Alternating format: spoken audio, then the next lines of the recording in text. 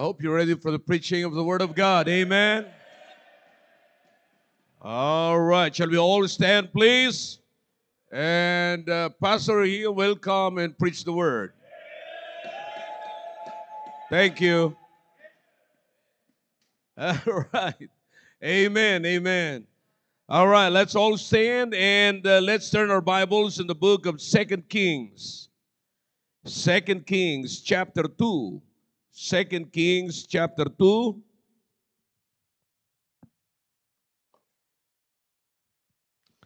At atin pong pag-uusapan ang patungkol po kay Elijah and Elisha. You know, I was trying to figure out kung ano ang mensahe na kailangan dito that is based on building the mighty man of the church. At iniisip ko rin po, mga kapatid, this is a part ng challenge. But, ang binigay sa akin ng Panginoon ay yung maunawaan natin kung bakit mahalaga ang Men for Christ Conference. Kung bakit mahalaga ang conference na ito, of course, the answer is, it is because we need to build mighty men of the church. And ngayon, maunawaan po natin kung paano po at gaano kahalaga. Sinasabi ko po sa inyo kanina to face the challenge of this world. Okay? So what we have in this text, mga kapatid, from this book, Second Kings, actually the story starts from First Kings, the later part of the book. At dyan natin makikita yung istorya ni Elijah and Elisha. Okay? At dyan po natin makikita po yan. But makikita po natin, ang gusto ko lamang makita sa inyo, yung later part because diyan ko nakita ang magandang hamon sa atin patungkol po sa pagiging lalaki po natin. All right? Chapter 2 of the book of 2 Kings, we'll begin reading from verse number 9, in verse number 9 down to verse number 11. Okay? Are you with me now?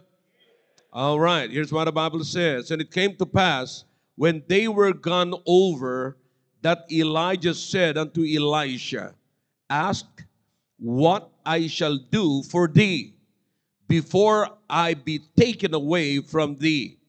And Elisha said, I pray thee, let a double portion of thy spirit be upon me.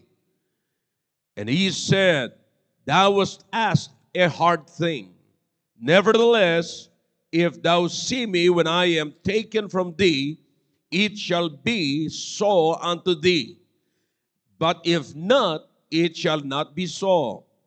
And it came to pass, as they still went on and talked, that behold, there appeared a chariot of fire and horses of fire, and parted them both asunder, and Elijah went up by a whirlwind into heaven. Okay? What a great takeoff. Amen? At so, ngayon ay atin pag-uusapan ng mga bagay nito kung paano po ito nag-a-apply sa atin, mga kapatid, sa gabing ito. Okay? Let's bow our heads for prayer. Dakilang Diyos, salamat po sa mga talata na binasa po namin. Pagpalain niyo po ang mensahe, patuloy niyo po ang gamitin na makita po namin ang kahalagahan po, Panginoon, ng gawain nito ng Men for Christ Conference. Salamat sa presensya ng bawat isa. Salamat na kami pinagtagpo-tagpo nyo. Salamat sa mga pastors na narito. At nawa po'y makita po namin ang kahalagahan ng aming presensya. Thank you for calling us into the ministry. And thank you, O God, for putting us into this kind of ministry na nakakaiba po, Panginoon, sa lahat ng mga ministries. Pagpalain niyo po ang bawat nandito ngayon ng makalakihan, O Diyos. Hindi ko po alam kung ano po ang gagawin niyo ngayon, but ako po'y nakikiusap sa inyo. Kung meron pong Elijah at Elisha noong araw, you can build another pair of two, Panginoon, na isang Elijah at isang Elisha na gagamitin niyo po, Panginoon, sa panahon na kailangan mo sa kalagayan ng aming bansa. Thank you, O God. Please, sa bawat church, Panginoon, mag-build po kayo ng isang Elijah at isang Elisha. Panginoon, kailangan po namin, ito ho'y kailangan po namin ng isang Elijah para magkaroon ng Elisha, at kailangan po namin ng Elijah at Elisha para magkaroon ng revival. O Diyos, salamat sa pagkataong ito. If there's any wicked ways that you see in our hearts, oh God, tonight, I beg you to please take it away and forgive us and cleanse us from all unrighteousness. Please take away everything that could possibly hinder our understanding tonight. In Jesus' name I pray. Amen. All right, thank you. You may be seated in the presence of our God. Okay? Now listen carefully, hindi po ako magtatagal dito. Ito po ay gusto ko lamang maunawaan yung mabuti ang purpose kung bakit naririto po tayo. Okay? At kung bakit kinakailangan bigyan natin ng halaga ang mga men's meeting na katulad po nito. Amen? Is everybody ready now? All right.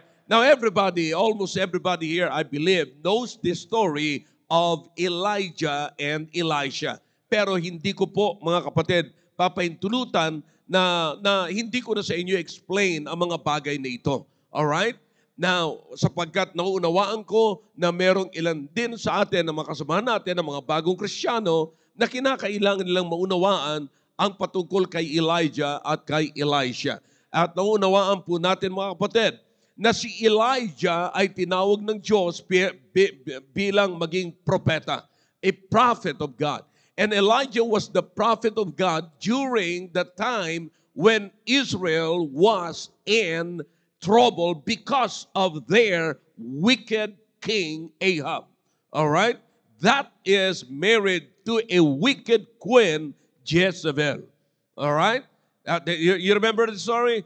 All right. So, diyan po tinawag ng Panginoon, mga kapatid, si Elijah, at siya ay nabuhay na ang panahon na naging propeta ng Diyos, na ang kalagayan ng bansa ay hindi ho maayos. You see, now do you understand? I hope everyone here understand the duty of the prophet. Ang propeta ay nagwa-warn po siya, nagbibigay po siya ng warning. Siya ay nagfo-foretell, siya ay nagsasabi sa bansa na kung ano ang gagawin at ano ang dapat gawin, at siya rin nagwa-warning kung ano ang ipapadala ng Panginoon na kaparusahan kapag ang bansa ay nagkakasala laban sa Panginoon. In other words, ang prophet, mga kapatid, ay napakahalaga sa isang hari.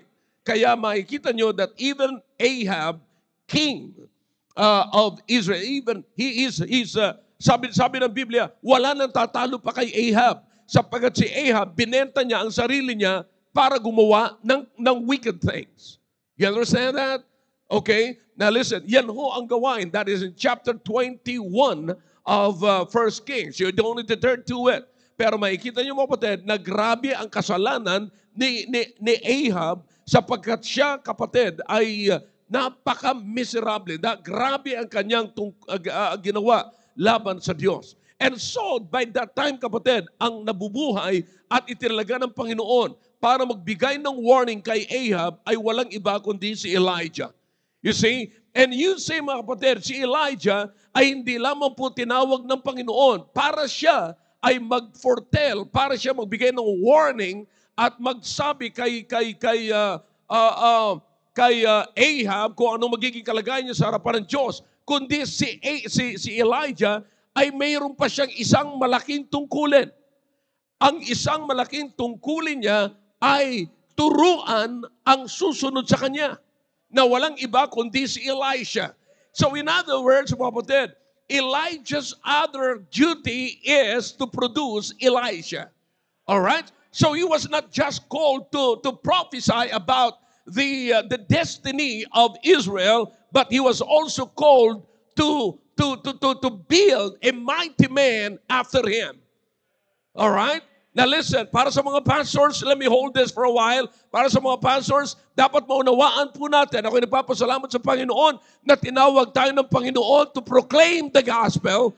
But listen, God did not only call us to preach the gospel and to proclaim the good news, but God also called us to disciple people and to produce another Elisha in our ministry. Now, so after that, mga kapatid, makikita po natin na si Elijah, during his time, he's doing a great work, and not just a great work na bibigyan mo, nakakahangaan mo. Iba yung, habang nandiyan sa pwesto, hahangaan mo. Pero may mga tawag din po dyan na siya nasa pwesto, he's doing a great work, na kung ikaw titingin, ay matatakot ka, naku, Elijah, wag mong gawin yan. Naku, kung ako si Elijah, hindi ko gagawin. You see, but he's doing a great work. Are you following me? Yung bang hindi ka, may mga taong umahanga na sasabihin mo, paglaki ko, gusto ko ganyan din ako. Siguro, pagkatapos niya, gusto ko akong pumalit sa kanya. Pero sa panahon ni Elijah, hahanga, alam mong dakila, magandang ginagawa ni Elijah, pero hindi mo, kapatid, nanasain na maging katulad ni Elijah. Why is that? Because of his position, because of his job. Because siya ang buhay niya ay laging nasa panganib. Remember na siya po ay na-misunderstood pa. Naalala niyo na na-meet siya ni Ahab? Sinabi ni Ahab sa kanya, ikaw ang nanggugulo si Israel. Ngayon nakita ko na kung sino ang nagbibigay ng problema sa Israel.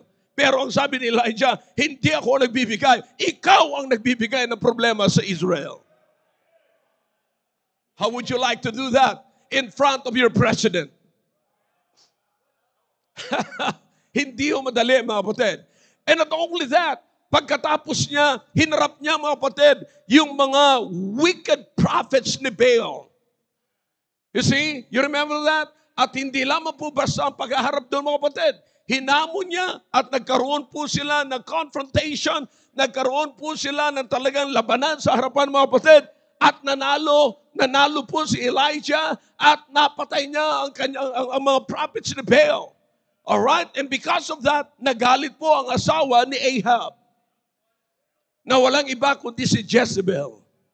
Alright? Kanina may pinag-uusapan po kami na parang si Jezebel din. But anyways, so makikita po natin na si Jezebel ay pinahanap niya si Elijah hindi para, mga kapatid, i-award sa kanyang ginawang mabuti. Hindi para bigyan siya ng award sa pagkapanalo niya at pagkagapi niya sa mga prophet ni Baal. Kaya siya hinahanap sapagkat kinakailangang mamatay siya. Sapagkat hindi mangyayari ang gustong mangyari ni Jezebel na manduhan niya ang kanyang underdesayang asawa na si Ahab kung nabubuhay si Elijah. Because Elijah's job is to expose the sin of Ahab and to challenge Ahab to repent of his sin. So hindi mangyayari. Alam ni Jezebel na pag nag-repent si Ahab, ay gagawa si Ahab ng maganda. So hindi na ngayon mangyayari ang gustong mangyari ni Jezebel. And so, sa madaling sabi, tumakas po. Tumakas si Elijah sa takot niya na siya ay mapatay. Hindi naman ho siya natatakot na siya ay mamatay. Kasi gusto niya nga hong mamatay. Yeah? I don't know if you understand that. Let's understand the context. Hindi naman siya natatakot mamatay kasi gusto niya na ngang mamatay. Ang kinakatakutan siya ay mapatay siya ng babae.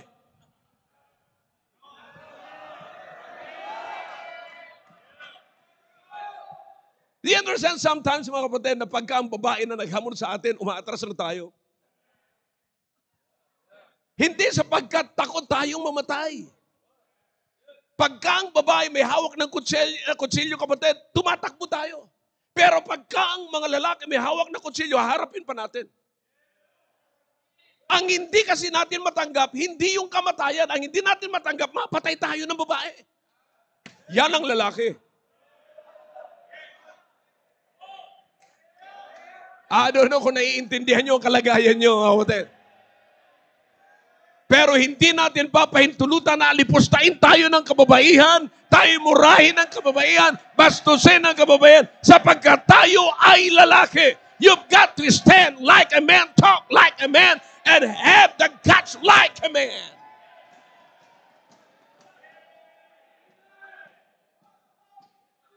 Hindi siya natatakot, di ba? Sabi niya nga sa Panginoon, Panginoon, patayin mo na lang ako. Oh. Talagang kung gusto niya, I mean, bakit siya tumakbo pa kung talagang gusto niya, ayaw ko lang mapatay ako ni Jezebel. Kung mamamatay ako, sisiguraduhin ko sa inyo na hindi ako mamamatay ng isang babaeng katulad ni Jezebel. And so, mga kapatid,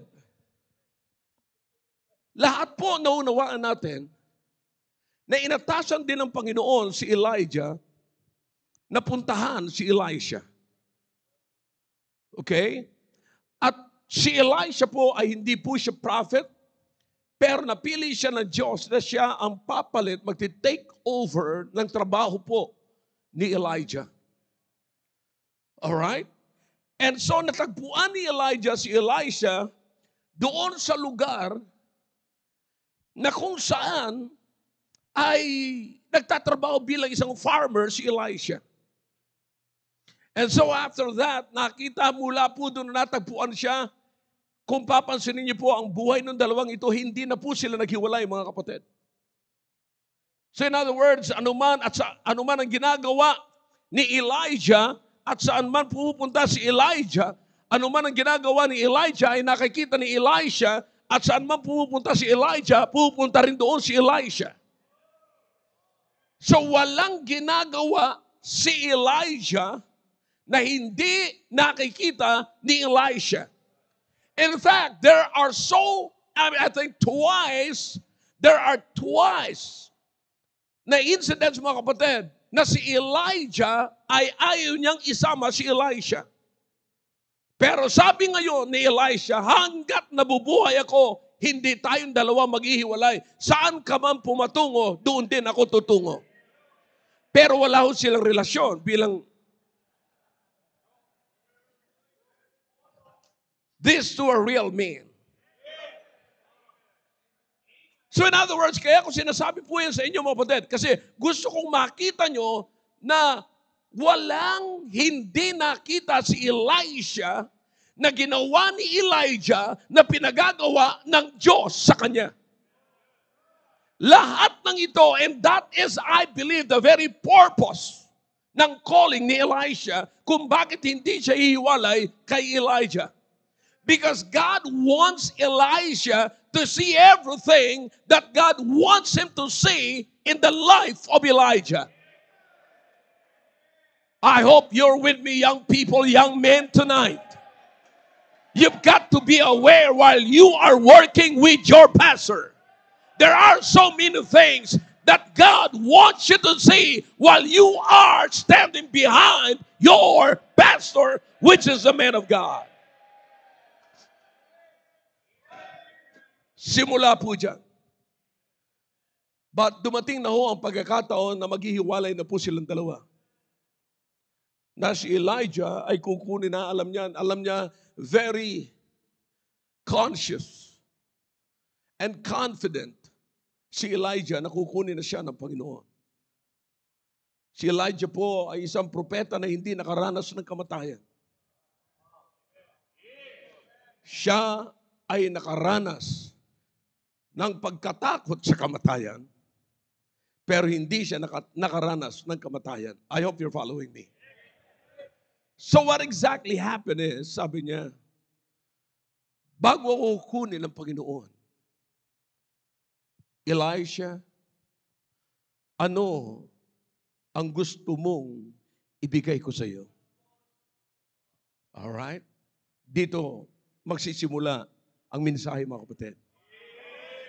Sabi ni Elijah, Elisha, bago ako kunin ng Panginoon, ano ang gusto mong ibigay ko sa iyo? Sabi ni Elisha, gusto ko ang double portion ng iyong spirit. Now, we understand what the word double means. Double do not mean one. It means double. Hindi ibig sabihin ng doble, mga kapatid, ay isa, kundi dalawa. Okay? So makikita niyo, kapatid, ang atin na lamang hahanapin dito is the word spirit. What is the word spirit? It's not about, kapatid, in the Bible, pag hinanap niyo yung double portion, pag sinearch mo yung salitang double portion, ang ibibigay sa iyo, mga kapatid, ay katulad lamang nung mga portion na hinihingi sa Deuteronomy na ginawang batas na patungkol sa mga panganay binibigay sa panganay. Okay? Ang panganay ay binibigyan po yan ng double portion. Pero iba po yun sa double portion of the Spirit na sinasabi ni Elijah. But the concept is the same. Okay? In other words, merong purpose kung bakit ibibigay o hinihingi ni Elijah o ni Elisha yung double portion of the Spirit. Let's go to the Bible. So kung kayo po ay nandyan sa Biblia, ay inyo pong tatandaan ang mga bagay na ito. Ang sabi sa verse number 9, ask, what shall I do for thee before I be taken away from thee? Bago ako mawala sa iyo, bago ako kunin ng Panginoon mula sa iyo, sabihin mo sa akin kung anong gusto mong gawin ko sa iyo. And Elisha said, I pray thee, let a double portion of thy spirit be upon me. It's not a double portion of being the firstborn, because the portion of being a firstborn is about the authority and about something, the favor. Okay? Pero hindi po double portion of the Spirit. Very particular. Now, ang Spirit, kapatid, ay tumutukoy yan particularly sa pagkatao mo. Okay? So in other words, kapatid, let's be particular doon sa context. At para makita nyo yung context, pag-aralan nyo kung paano tinawag si Elijah at paano tinawag si Elisha at ano ang purpose ng kanilang panawagan. So in other words, kung ano ang nakita mga kapatid ni Elisha kay Elijah, yun ang hinihingi ni Elisha because Elisha was called by God on the same way that God called Elijah. Did you get the point? Okay? So yun ang hinihingi niya. Ang hinihingi niya ay magkaroon siya ng double portion ng kanyang attitude during the call. Sa panahon na ikaw ay nagpi-perform ng panawagan ng Panginoon sa buhay mo, yan ang gusto ko. Yung lahat ng nakita ko na yan. You see, in other words, nakita niyo mga kapatid, nilook up ni Elisha si Elijah. But listen, here's the good thing about this. Si Elijah is aware na siya ay kukunin na ng Panginoon. Pero tignan niyo po ang nangyari. Alam niya. Kaya ngayon, tinanong na siya, mga kapatid, tinanong na niya si Elisha. He knows his limit. Elijah knows his limit. Elijah knows his time. Elijah knows his job. Elijah knows his calling. Elijah knows who will be after him. Alright? Kaya ang tanong niya ngayon, tingnan niyo mabuti ang tanong mga kapatid.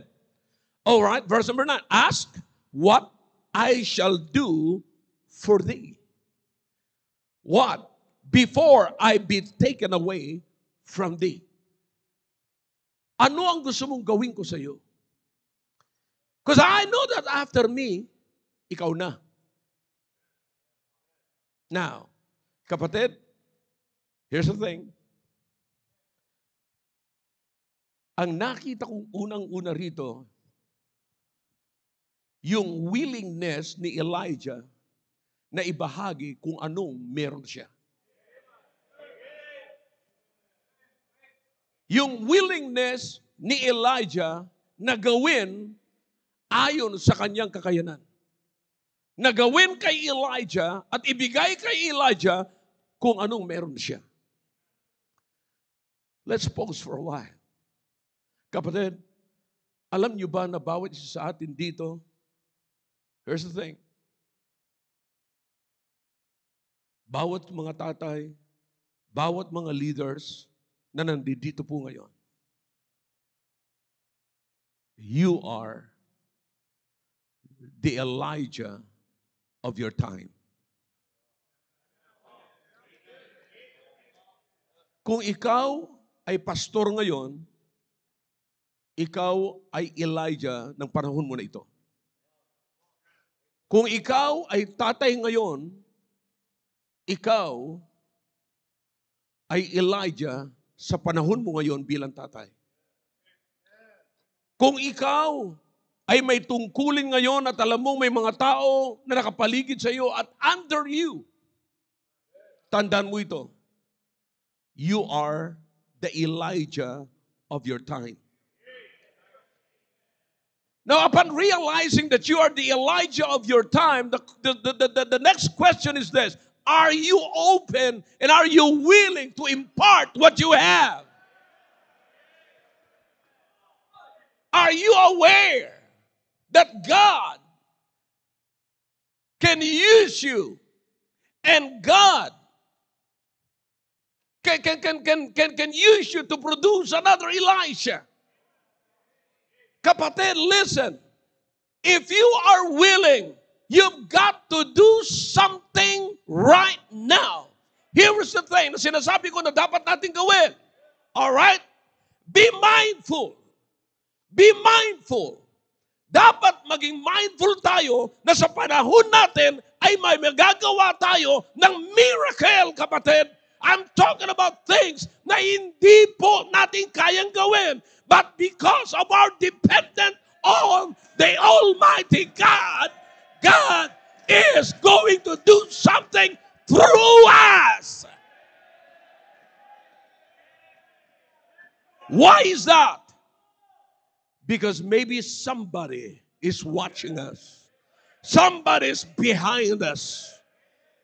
Somebody, maybe Elisha in the making is behind us, and he is following us right now. Whoever they are, somebody tonight is behind you, looking at you, watching you. Now, let me ask you a question, pastors. Alin sa mga ginagawa natin sa ministry natin na masasabi natin, hindi ko kaya ito. Pero hindi ko alam kung bakit nagawa ko ito. That is miracle. That is miracle. Wag ho nating tawad-tawanan yan. Wag ho nating tawaran yan. Wag ho nating liit-liitin yung magagawa natin sa ministry. Ako'y nagpapasalamat sa Panginoon. Kapatid, kung titignan ko ang aking pagkatao, sino ako na ilalagay ng Panginoon? Tatawagin niya ako sa ministry. Ha? Galing lamang ako sa isang paslit na isang hindi kilalang barangay sa Bicolandia. Kapatid, wala akong mataas na pinag-aral, maliban lamang sa marine engineering. Wala na akong master's degree. Na nakuha ko na lamang yung mga master's na yun. Ngayon na lamang panahon na kung saan tinawag ako ng Panginoon. But before sa panawagan ng Panginoon, wala. Pero you understand kung sino ang mga taong pinagkatiwala sa akin ng Panginoon ngayon.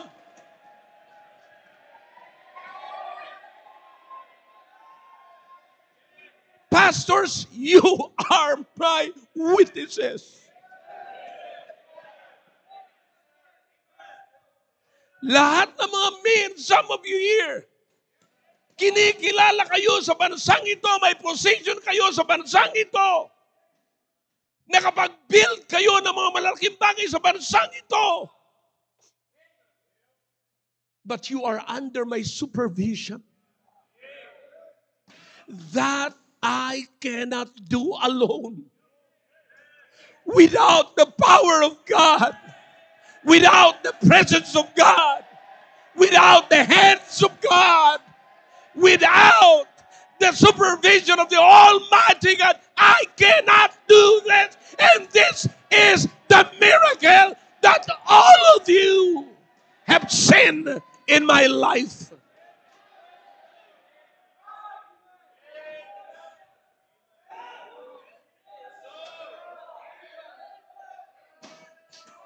Sa aking sarili, wala ho akong pagmamalaki. That's why I always give God the glory. But that's a miracle. Kaya nga mga kapatid, nais kong hamunin ang bawat isang ngayon. Mga pastors, mga tatay, mga leaders ng anumang organization, tandaan nyo, you are the Elijah of your time. I'm not saying that you are perfect. Kaya nga, binigay ko sa inyo ang buhay ni Elijah. Si Elijah nagkamali. Tumakas siya. He tried to escape and to get away from the calling of God. Pero natagpuan siya. Akalain mo kung saan siya natagpuan ng Panginoon? Nagtatago sa kuweba. At muli siyang kinausap ng Panginoon. Sabi ng Panginoon sa kanya, Elijah, anong ginagawa mo dyan? You are supposed to be doing what I told you to do. I'm telling you, fathers, leaders, the Elijah of this day, you might be weak. Maaaring sasabihin mong mahina ka lamang. Maaaring sabihin mong hindi mataas ang iyong pinag-aralan. But it's not about it. It's about the one who called you to do something and to finish the job.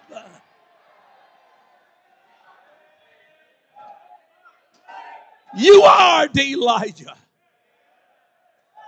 I said, you are the Elijah.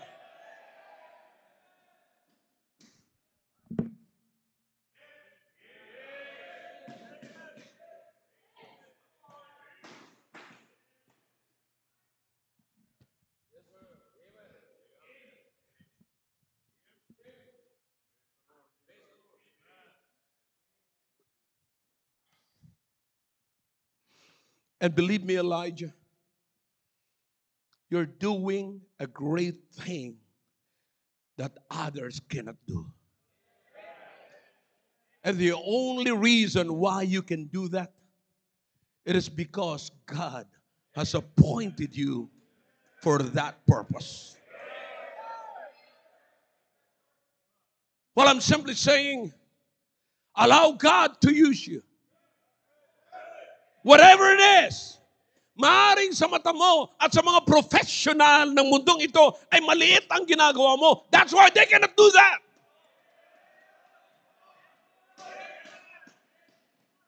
Ang buong akala nila sapagkat yan ay maliit lamang na trabaho, hindi yan para sa kanila. Salamat naman na hindi nila inamin na para sa kanila yan. Sapagkat sa akin inasign ng Panginoon yan. At anumang maliit na bagay, that even the mustard seed can bring forth a big tree.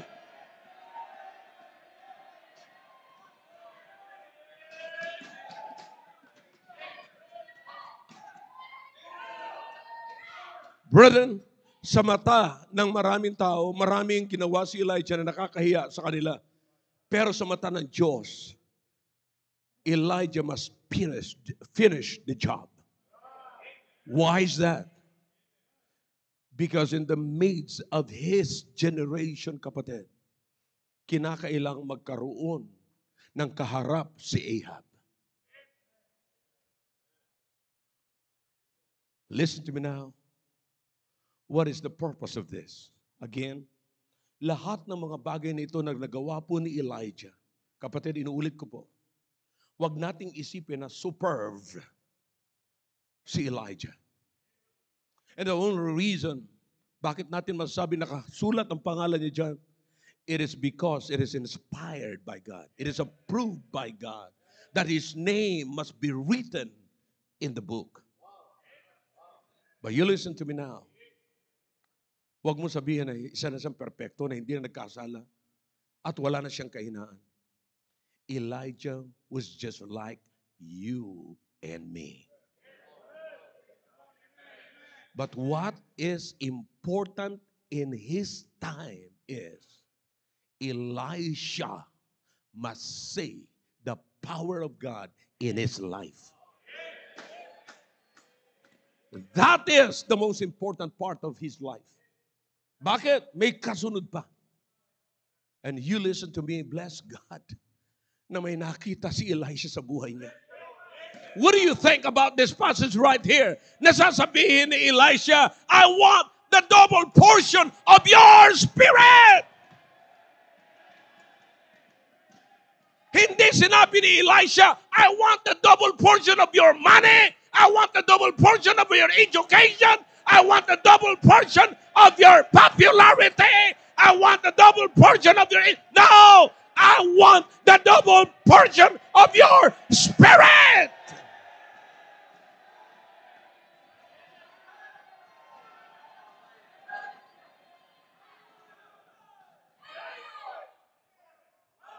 Listen to me now.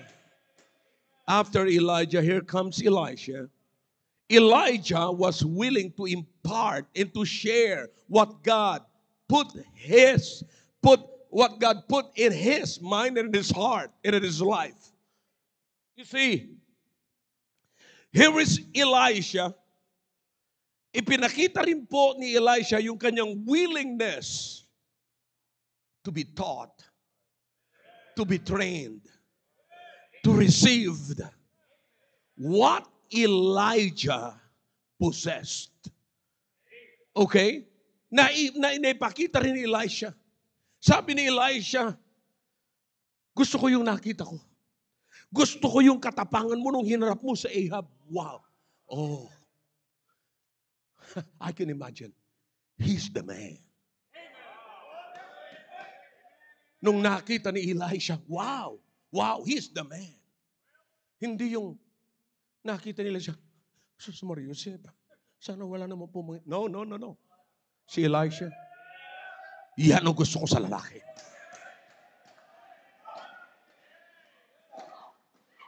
Nung hirarap niya, yung mga prophets ni Baal, sabi ni Elisha, yan ang gusto ko, yan ang lalaki.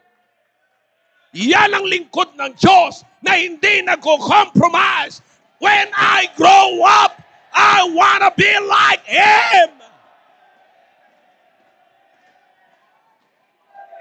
Yan ang gusto ko. And so, Elisha said, I want a double portion of you.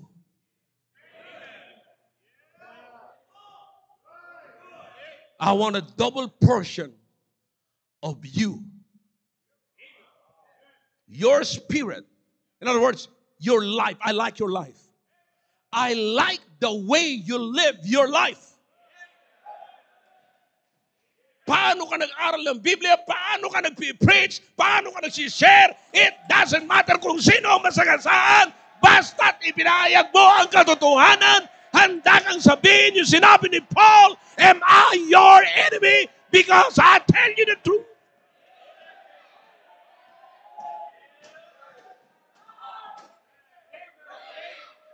Mga kabataan na nandito ngayon, na nandito ang mga magulang ninyo, nandito ang pastor ninyo, it's time to stand up and say, yeah, that's my man. I love my pastor. And if God will call me in the ministry, I will be like my pastor.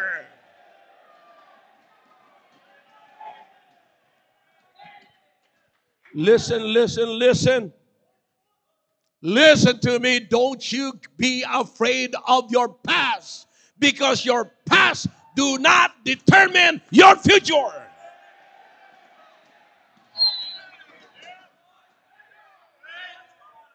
I don't care kung anong nangyayari sa iyo nung nakaraan sa buhay mo.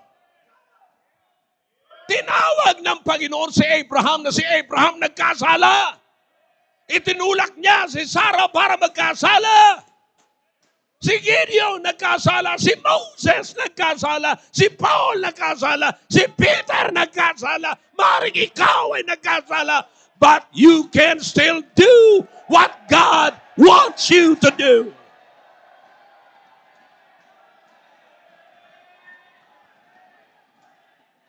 Your past cannot make you unable to perform what God wants you to do.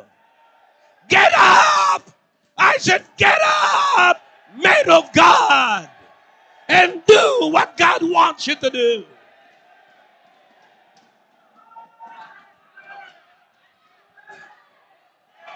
Listen to me. Ang lalaki marunong humingi ng tawad, marunong umako ng kasalanan, marunong humingi ng tawad, at pagkatapos humingi ng tawad, gagawin niya na ang gusto niya gawin ng Panginoon sa buhay niya.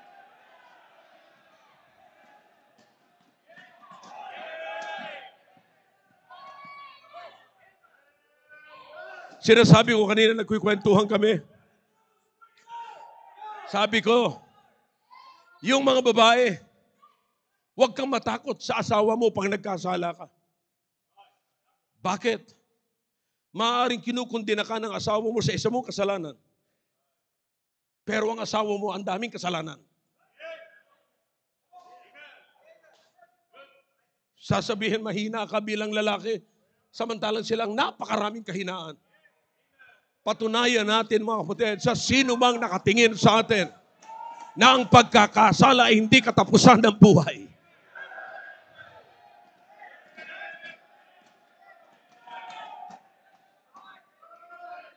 Now, here's the thing. Here's the most important thing.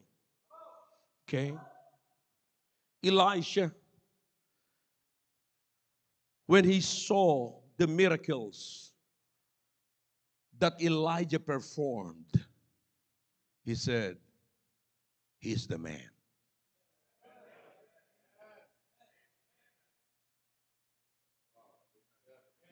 And Elisha is aware kung ano ang nangyayari sa ibabaw ng lupang ito.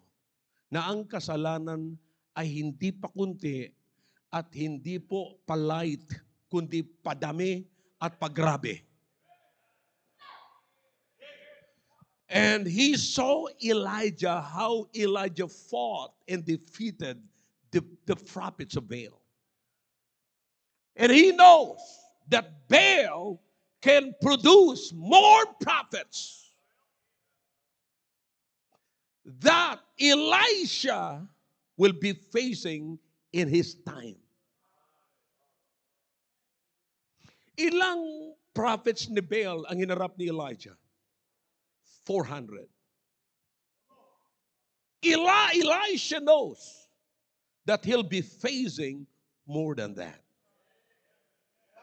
Elisha will be facing more than more wicked than Jezebel.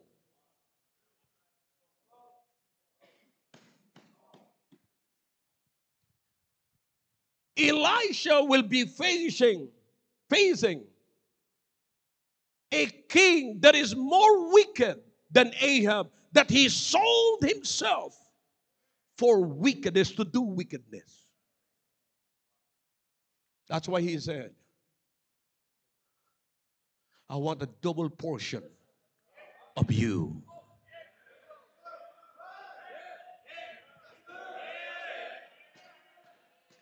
Double portion of you.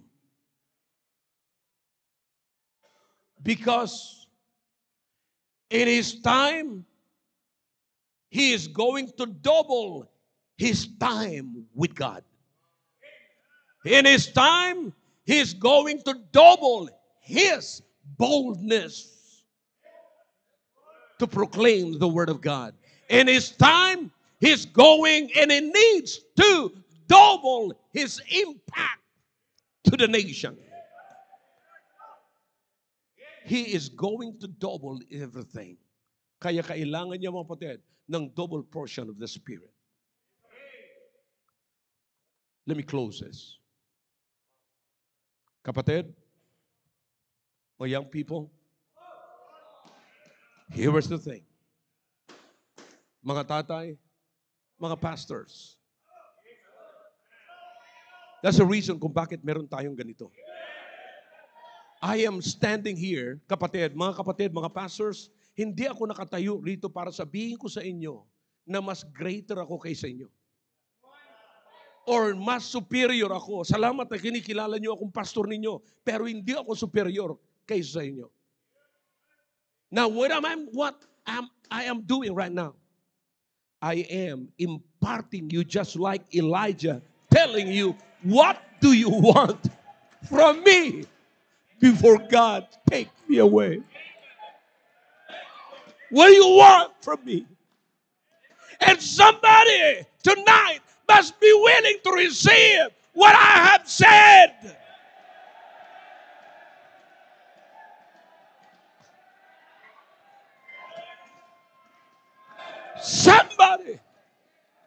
Somebody must stand just like Elisha tonight and be willing to receive what I have said.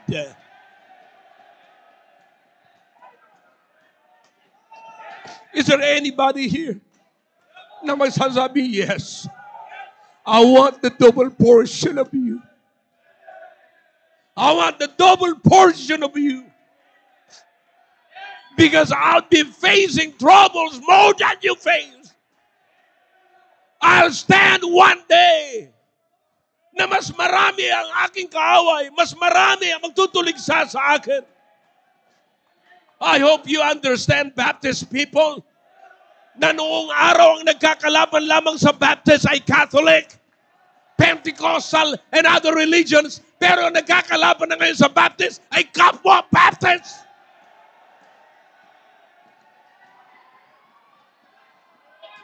You must grow because your enemy is growing too.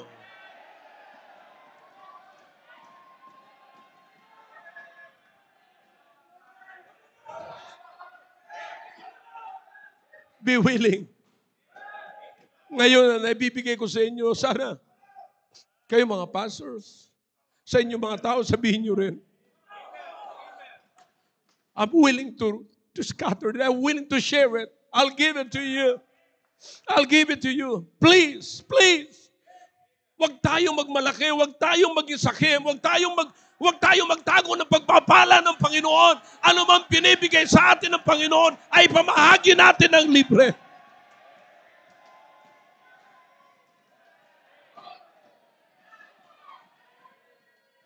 Ang nakikita nyo ngayon na nandito kung saan tayo nagtitipon, ito yung miracle ng Diyos.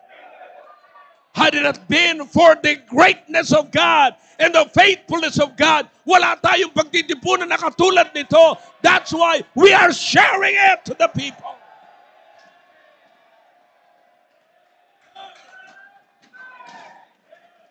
In other words, preachers, huwag tayong tamarin. Ang matinding kalaban natin yung katamaran natin na hindi tayo babangon, hindi tayo tatayo. Husto na lamang tayo sa paghawak ng ating cellphone. Listen, get up and share. Proclaim.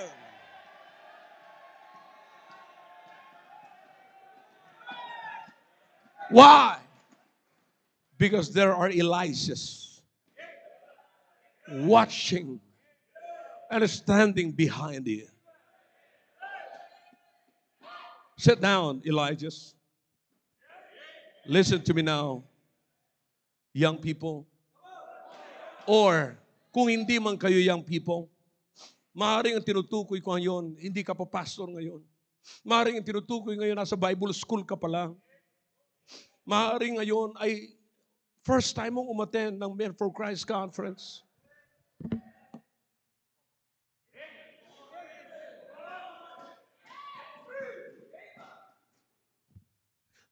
Maaaring ngayon, ni wala ka pang napipicture sa sarili mo kung anong mangyayari sa iyo after this. May I say tonight that you might be the Elisha of your day. What I'm trying to tell you right now, my advice to you tonight is, be willing to learn. Be willing to learn. Be watchful. Be humble. And say, yeah, I like that. I want to do that. I want to learn something about it. Listen, I'm willing, God. Kung bibigyan mo lamang ako ng pagkakataon na matuto, gagawin ko ang ginagawa ng pastor ko. Not to compete him. Hindi para kompetensyahin siya, kundi gayahin ko siya at kung anong ginawa mo sa kanya at kung paano mo siya ginamit. Ako rin po, Panginoon, ay gamitin nyo. You listen to me now. Mga tatay, pag uwi ninyo after this conference, may asawa kayo. May anak kayo. At ito ang ibig kong sabihin. Kapatid, nung si Elisha ay humingi ng double portion ng spirit kay Elijah, it doesn't mean na wala siyang magandang spirit. He was called by God. And he was a good man. He was a farmer. He was doing something. He was busy when God called him. He's got something in his life. May pwede rin po siyang ipagmalaki. Now, itong sinasabi ko, kapatid, na madalas maging away ng mga mag-asawa. Huwag mong sabihin sa asawa mo, okay, ano man ang alam mo, tanggalin mo yan, kalukuhan yan. No. Okay, ano man ang alam mo, willing ako na dagdagan ko yan. Hindi mo tatanggalin yan, pero ilalagay natin yung alam ko sa alam mo at pagsasamahin natin yan para lalo kang maging effective sa ministry mo bilang isang asawa. I hope you're getting the point. Anak, yeah, may pinag-aralan ka. Huwag kang matakot na humingi ng advice sa magulang mo. Sapagkat hindi ang ibig sabihin na pagka ikaw ay kinounsel ng magulang mo, wala na yung pinag-aralan mo. No, dinadagdagan namin yung kaalaman mo upang matuto ka kung paano mo harapin at paano ka manindigan sa harapan ng isang wicked na bansang ito.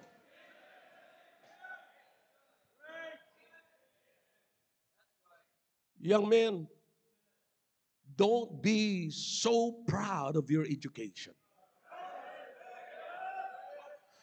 Because you need the best education. At kung kailangan mo ang pinakang the best na education, kailangan mo education na galing kay Elijah, na galing sa Diyos. Masasabi ko to at maririnig ako ngayon ng mga asawa ninyo. Na wag naman sana nilang ipagmalaki kung anong alam nila. Sapagkat anumang alam nila ngayon na kanilang pinagmamalaki ay nangangailangan pa rin ng kaalaman. At kung meron mang magko-contribute ng kaalaman sa kanilang kaalaman, walang iba kundi ang Elijah sa buhay nila. And that is you. I'm closing now. Can God raise Elijah tonight?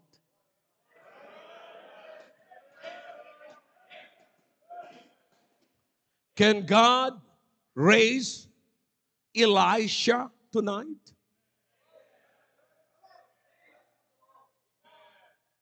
Ito kayang mga followers natin, sumusunod sa atin o nakatingala sa atin o tumitingin sa atin na tayo ay mas spiritually matured kaysa kanila. Can they see? Or will they see Elijah tonight?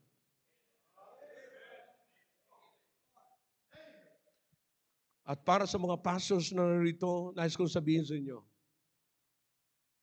they need to see Elijah tonight. Because they need Elijah. Now, kami namang mga pastors na nandito ngayong gabi, pwede rin kaya kami makakita ng Elisha sa gabing ito. Sino si Elisha? Isang lalaki na magsasabing, I'm open for learning.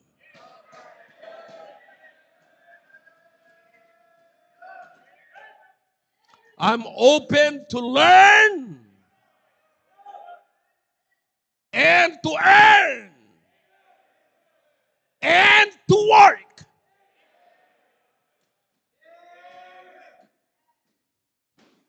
Let God raise Elijah and Elisha back to life in our life. Now, makakita po tayo ngayon. Brethren, I know that God will be for you are tonight. But consider kung ano ang tingin sa iyo ng Diyos ngayon. Huwag mong tignan ang sarili mo ayon sa pagkakilala mo sa sarili mo. Tignan mo ang sarili mo ngayon ayon sa pagkakilala ng Diyos sa buhay mo. And tonight, God will raise Elijah and Elisha in the midst of us. You believe that? I said, do you believe that? Shall we all stand, please? If God is talking to you through that message tonight, you can tell God, oh God, please, let me be the Elijah of Elisha's in my time. At sa iba naman po, sabihin nyo, yes, nawa ako'y maging Elisha ng aking Elijah. Will you do that tonight? Father, we thank you for what you have done in the midst of us. Now, please, speak to everyone. Whatever you hear from them, oh God, please, let it be and answer their prayer, oh God. Please. Let's do it.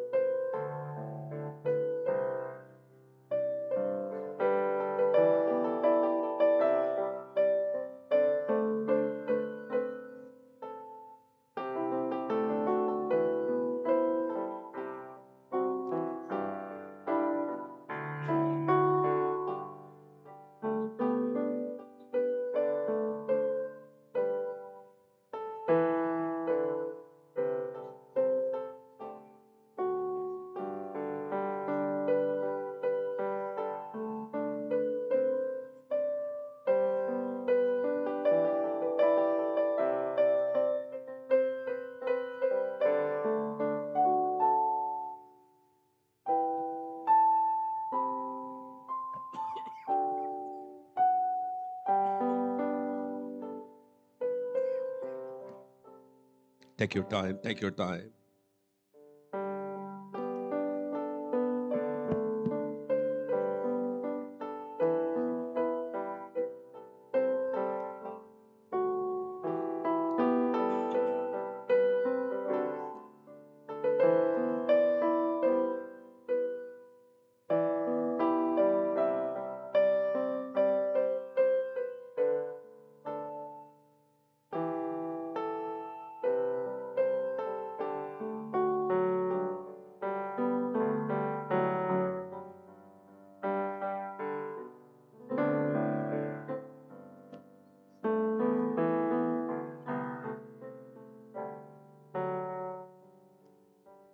Dakilang Diyos, nakita niyo po, Panginoon, ang aking puso.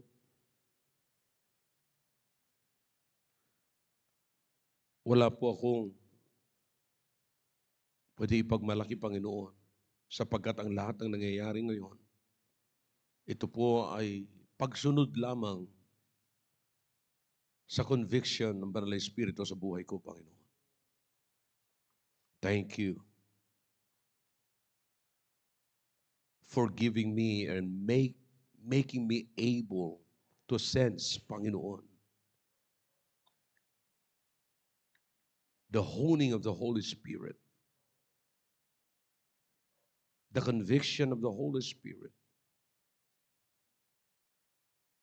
Thank you, oh God.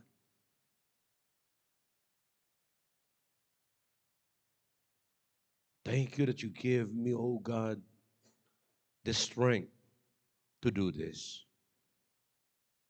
Now, nakikita niyo po ang inyong mga anak tiklop tuhod na lumapit po sa inyo. O Diyos, tugunin niyo po ang anumang commitment na nilapit po nila sa inyo. Some Elijahs are kneeling down before you, O God. And some are Elishas kneeling down before you. Now I beg you, O God, to please, pakinggan niyo po ang kanilang tinig. Anumang commitment na kanila pong ginawa, pakinggan niyo po, O Diyos. Nakikiusap po ako sa inyo. At ibabalik po namin sa inyo lagi ang kapurihan nito at sa inyo lagi, Panginoon, ang honor po nito. Huwag niyo pong pahintulutan na kami ang tumanggap ng kapurihan. Sa inyo po lahat ito. I beg you, in Jesus' name, Amen. All right, thank you. Back to your seats, please. And I hope, it's clear, mga kapatid. It's clear. Did you get something? Yeah. I hope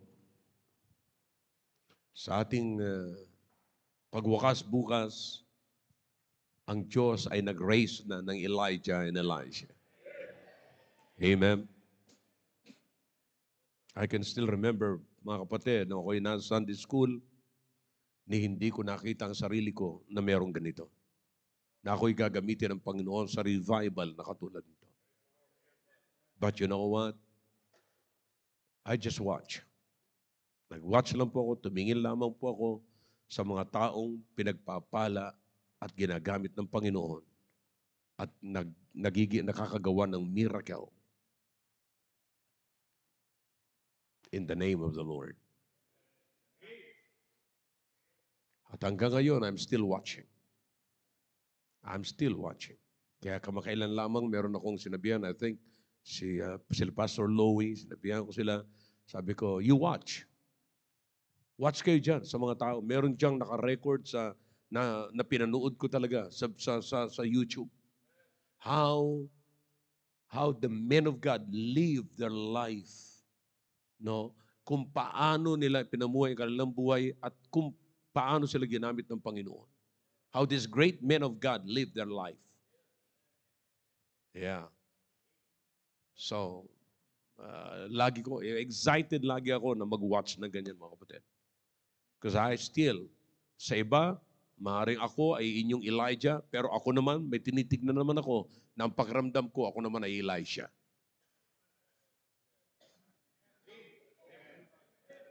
Always be willing to learn.